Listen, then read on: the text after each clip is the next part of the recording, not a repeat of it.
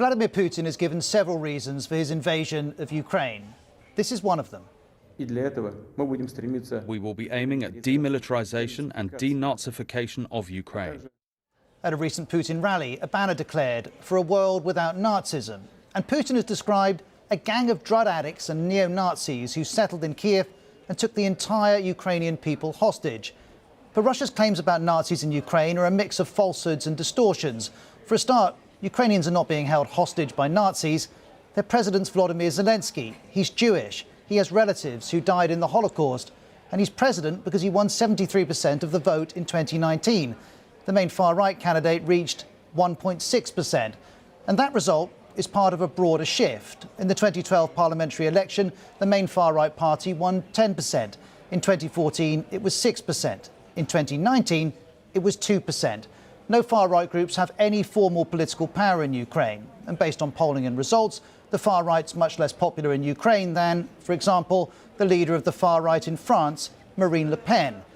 Far-right groups, though, do exist in Ukraine, and Russia's focus on them is not new. The word denazify, the idea that Ukraine has been overrun by the Nazis, is something that Russian propaganda has been talking about for 8 years, since the first invasion of Ukraine in 2014. Ukraine wasn't and isn't being overrun by Nazis, but what happened 8 years ago is relevant here. That's because in late 2013, under pressure from Putin, Ukraine's then president, Viktor Yanukovych, backed out of a cooperation deal with the EU. Huge protests followed, as would a crackdown. In time, Yanukovych would flee to Russia. This was a challenge to Putin's ability to influence Ukraine, and he retaliated. First, Russia annexed Crimea, then it backed separatists in parts of eastern Ukraine. And this is where the story connects back to the far right. Because in 2014, the Ukrainian military was much smaller than it is now. It was struggling, and brigades of volunteers joined the fight against the separatists. Some of them had far-right elements. The most high-profile was this one, the Azov Battalion. It was set up by this man, Andrei Beletsky, who has a history of racist and anti-Semitic views. And in 2014, the BBC's Steve Rosenberg spoke to him. Да, про там, Азов, что ультранационалистическое, даже вот неонацистское, да, вот какая идеология у Азова? Да, мы националисты, мы этого не скрывали никогда. Вся наша идеология вот в нашем знаке сочетается в пересечении букв И и Н. Идея, нация. This is the Azov emblem being shown to Steve there. It's a pagan symbol known as Wolf's Angel, and a version of it was used by some SS units in Nazi Germany. Andreas Umland's an expert on Ukrainian nationalism. He's looked at this, writing, the Wolf's Angel has far-right connotations, but it's not considered a fascist symbol by the population in Ukraine. That may be, but back in 2015, Azov acknowledged that some of its fighters held Nazi views. A spokesperson told USA Today that only 10 to 20% of the group's members are Nazis. And he sought to make a distinction, using one fighter as an example. I know Alex is a Nazi, he said, but it's his personal ideology. It has nothing to do with the official ideology of the Azov.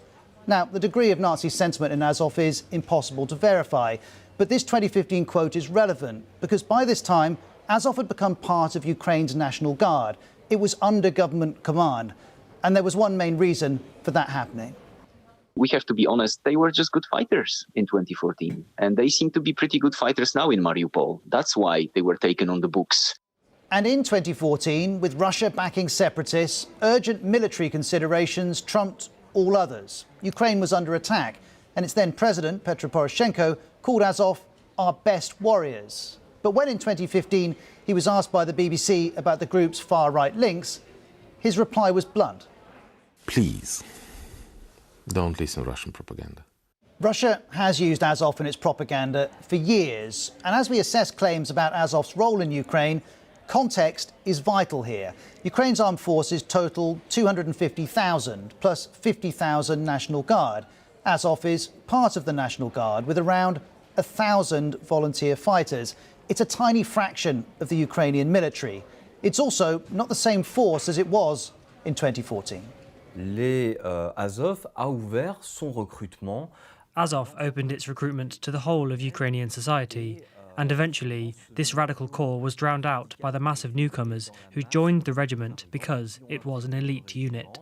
And while the membership was evolving, the founder also left to start a new far-right political party, a party which has failed to achieve any electoral success. But the Azov regiment that he left behind is high-profile and mainstream. This is the view of the Ukrainian government. The only Nazi elements we have on the territory of Ukraine now are the Russian fascist army. In the last few days, President Zelensky announced that Azov's commander in Mariupol will receive the highest national military award.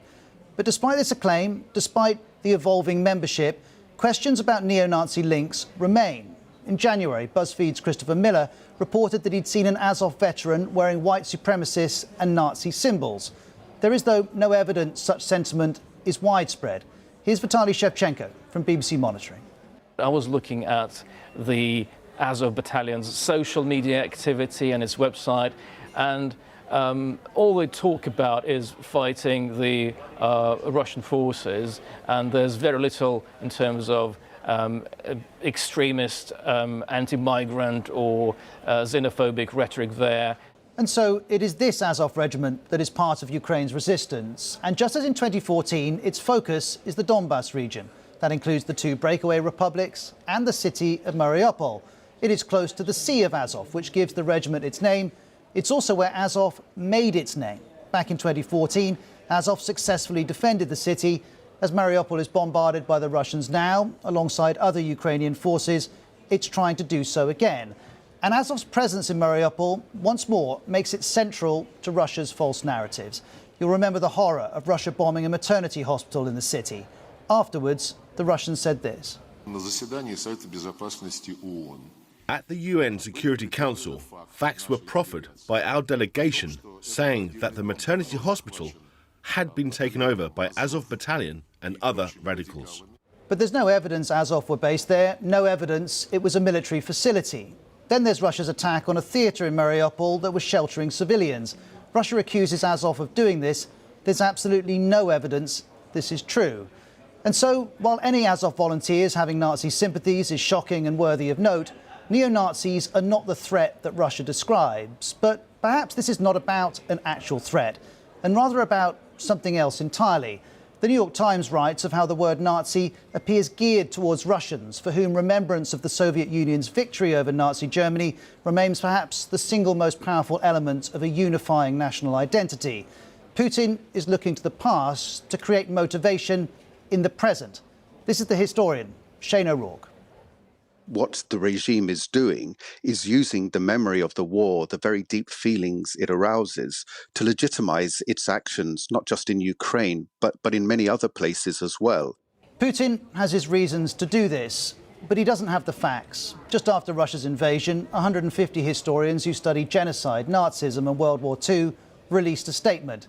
In it, they argue this rhetoric is factually wrong, morally repugnant and deeply offensive to the memory of millions of victims of Nazism and those who courageously fought against it. The rhetoric is factually wrong. Nazis don't hold Ukraine hostage. They're not launching attacks on Ukrainians. There's no evidence to support this kind of claim. Most of the Ukrainians hate these neo-Nazi groups and they pray for Russia and for somebody else to liberate Ukrainian society from Nazi group. Ukrainians don't need liberating from Nazis. To their president, this idea is pure fiction. It's already the 25th day of the Russian military trying in vain to find imaginary Nazis from whom they allegedly want to defend our people, just as they're trying in vain to find Ukrainians who would greet them with flowers.